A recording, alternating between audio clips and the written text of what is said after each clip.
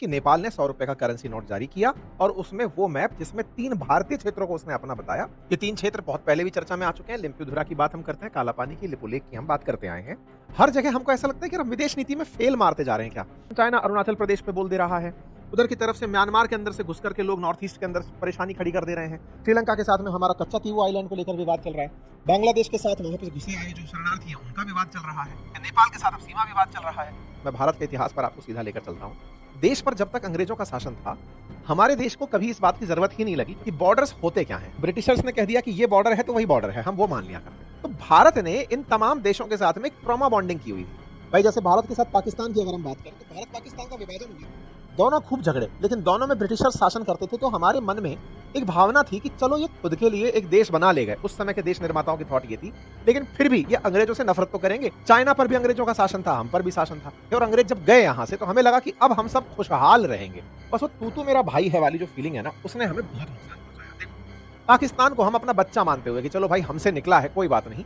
हमें क्या पता था कि हमारे ये जो सह अस्तित्व का भाव है वो उसके अंदर उसके राक्षस को और बड़ा कर देगा, और वो चुपके से कश्मीर के अंदर घुस आता है और आधा कश्मीर पर कब्जा करके बैठ जाता है।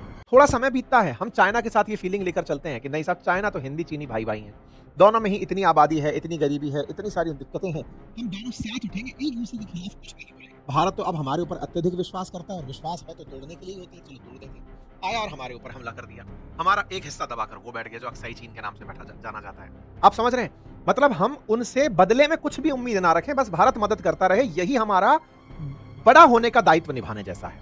भाई हमने नेबरहुड फर्स्ट पॉलिसी अपना ली, हमारे लिए पड़ोसी पहले है, उसका दर्द पहले है, वैसी वाली फीलिंग भारत ने पर इंद्र कुमार गुजराल साहब जो विदेश मंत्री थे, बाद में पीएम भी बने, उनके समय पर अपना ली।